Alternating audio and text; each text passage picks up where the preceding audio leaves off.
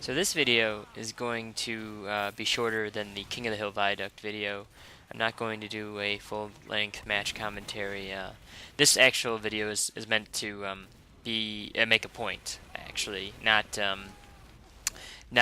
just go over everything I was doing, but make a point about a few specific things about how the spy works and how enemy teams react to you.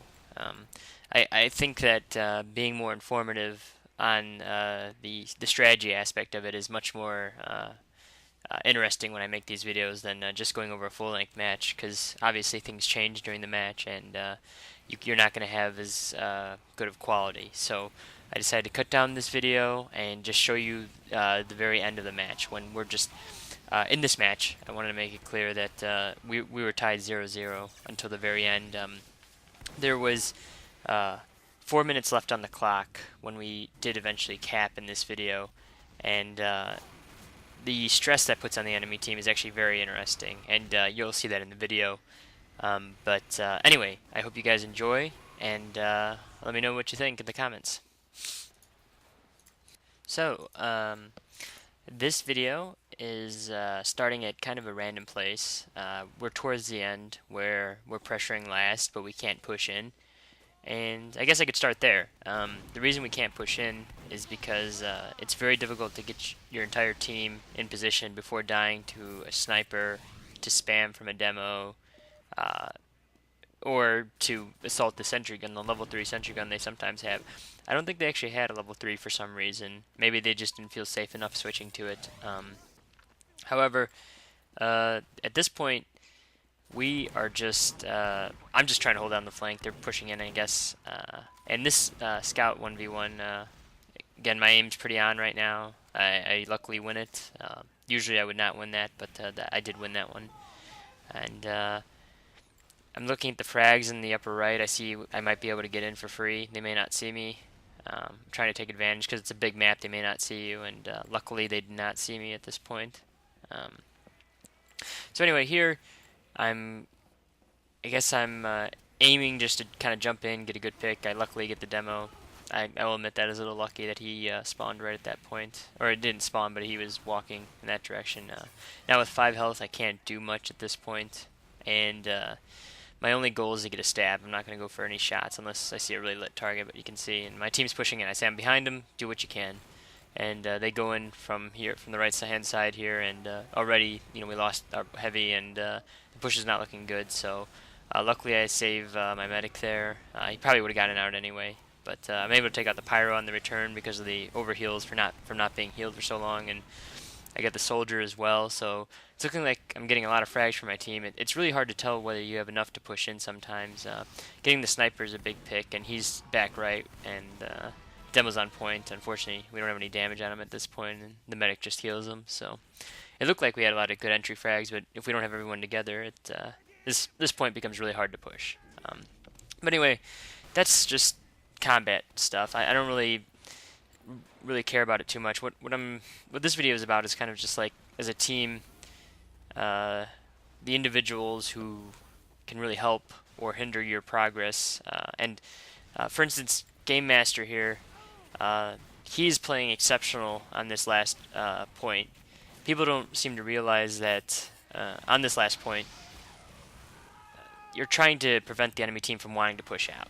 And his level 3 sentry gun, he kept it up pretty proficiently, and they've had advantages on us in this last part many times where they could push out to second and make the match more even, but they've refused to because they've been wiped before trying to kill the sentry gun in that upper right hand corner right there. And really, he was doing that all on his own. He was figuring out all these sentry spots on his own and really trying to make level 3s a thing on this map. And I think at the end of the season, he did a great job in figuring out how to really slow down this map for us when we were in a good position. And even on the middle fight, he got a med pick and a demo pick earlier in this match by just keeping his level 3 gun up on the point and surprising them. They didn't know it was there, and he just got some big picks with it. So as an NG, it's really hard to be effective sometimes, and he's really found a way to prevent the enemy team from getting out of last once we control it. And I don't know if the league wants that or not, but I do know that they did not push many times because of that gun. I mean, you can say what you want about it. I mean, they didn't tell me this or anything, obviously, but I just saw them like they had advantages. They had uber advantage, and they didn't push out with it. And the reason is because they couldn't get that gun down no matter what they did. As long as Game Master stayed alive, that gun was going to prevent him from getting out. So there's factors like that that go into it, that where your teammates, if they can slow down the game enough for you as a spy, your goal is just to give information, keep everything hunky dory, and then cap the point at the very end, like with a good push with your team. Obviously, we were trying to cap it before then, but giving the team like very very little opportunities. This is the perfect time for the Dead Ringer too, because you can keep trying to get in with very little danger. Like even here, they've taken the lobby, but who cares really? I mean, that level 3 is still up. What are they going to do about that? If they try and push out and they lose too many, they could easily lose the last point. So honestly, this level 3 is giving me as many opportunities as I want to go in and try and make something happen. And the reason I like Dead Ringer in this map is because the power that it basically makes the enemy team forget about you a lot of times, and then you can get a really good position on them in this point. So here I'm going in. I know that my team might be following me. I'm trying to just get a good position on them. Unfortunately, my team is not ready to go yet. NG could have killed me if he would have hit his shots at the end, but or been a little bit more aggressive, but he wasn't. But now, again, I'm calling everything out. I'm trying to be aggressive, and I get in at the perfect time. See, that was luck that he had his back turned at that exact moment. But now I'm in position to stop the sniper from killing our team. That's one of the biggest things. Killing the sniper on the right-hand side when your team is trying to get in, really, really big. And then the demo and the mini sentry here on the right is what kills our team every single push. So I make sure to take out the mini sentry first and then come from behind and eventually kill the NG with just me and the demo left, basically. I mean, one other guy. But it was kind of a very, very critical push that we had there. And I had learned this stuff by playing this team in our earlier process match, because they had wiped us many times with just the demo and the NG up and that mini sentry killing anyone trying to get on the point. So my goal there was just take out the mini sentry, come from behind them and shoot them down, and let other people get on the point as well. So it really worked out in the end. So here I'm trying to, obviously put some pressure on. Hopefully we get some frags. I forget that our sniper can get flanked by the scout there, and I kind of left him to die, so that was my fault. But anyway, I can already tell we're losing this mid and that we have to go into defense mode. The other team has like 4 minutes left to cap, and I know that they're going to be hyper aggressive because of that. They know that the onus is on them, so I have to play very, very defensive. But the good thing, as a spy, if your enemy is trying to be very aggressive, they become a lot easier to take advantage of. And I think the case in point here is going to be when I go after this heavy. Vanilla Love, their heavy, has been playing exceptionally well at spy checking this entire match we've been having. But when you're in a time crunch here, and this one was unlucky here. He missed me at the worst possible time. That's not his fault.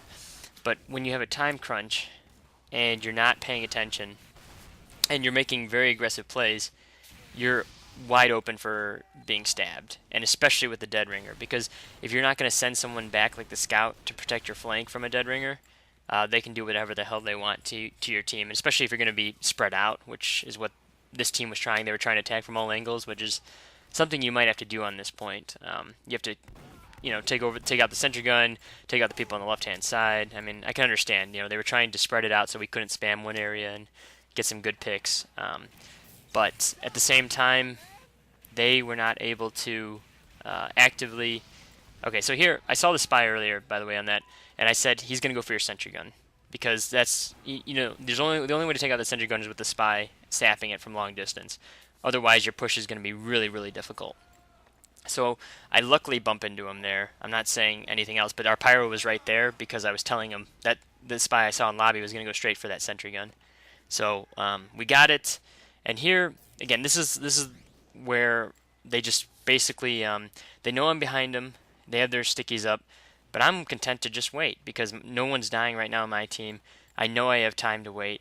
I don't need to be aggressive and try and get a pick that's not coming to me. I'm just waiting for them to turn around a corner and get an easy pick. So I see the heavy's guarding right now, right? He's guarding. He's thinking the spy's going to try and make a play soon. I don't need to. I can just wait until he's trying to make a play on the soldier, and now he's got a pick, and now bang, their heavy goes down. And the heavy is very critical to the push. He provides a very stable source of damage. And I'm not saying they can't do it without the heavy, but I'm calling out the sniper here on the left, putting damage on the NG. He's got no health pack. He's got to wait a bit, so he's out of the fight. Again, just delaying their push as much as possible. And here, I mean, they make a really, really good push in. It looks like we might lose it, but because they don't have these players up and they don't have everyone in the push, you know, things evaporate pretty quickly for them. And now we are just cleaning up on him. And so here, again, I saw how easy it was to get the heavy last time. This time, you know, I pressure the soldier in lobby. Luckily, we give away our advantage. Our demo dies to the direct hit and our med dies. I don't know how that happened, but it did. So they actually have a chance again. So I got to go into delay mode here. I see the heavy there. You know, I decloak, and again, he would be spy checking a lot more, but he's worried about time and stuff like that. And so normally really good spy checking players, when they are, you know, very trying to be hyper aggressive and they're really trying to be try and get as many picks as fast as possible, become a lot easier as a spy to take advantage of. And that's really what the point of this video is. It's not about how we capped last, but how to take advantage of a team once they feel desperate. You shouldn't, as a team, you should never feel desperate like that. You should feel, okay, we're going to play as best as we can here, and we're going to shore up our flanks, and we're going to push in as a team, and we're going to do what we can. But trying to be hyper aggressive, trying to do everything is not how you win against teams that know how to fight that. So again, as a spy, your goal is to read the situation and act accordingly. There, I played very passively until I knew that, hey, they're engaging our team and they're probably going to be focused on killing you guys, and then bam, I'm able to slow them down immensely by taking out these players who would normally be very well guarded. Anyway, this was a very fun match. Process was really good, and I want to say again, Game Master played really exceptionally well with that level 3. He didn't get a lot of credit in the post game interview, but he definitely this map was his map. And I know our sniper got a lot of picks, but he definitely brought a very interesting force to the team that stopped the enemy team from pushing out, and got quite a few picks at different times as well. So I would say he was a big reason why we won this map, on top of everything else. So anyway, it was a fun season, and this is the last video I'm going to do for the probably the gold Highlander stuff. But hope you guys enjoyed, and let me know if you have any questions.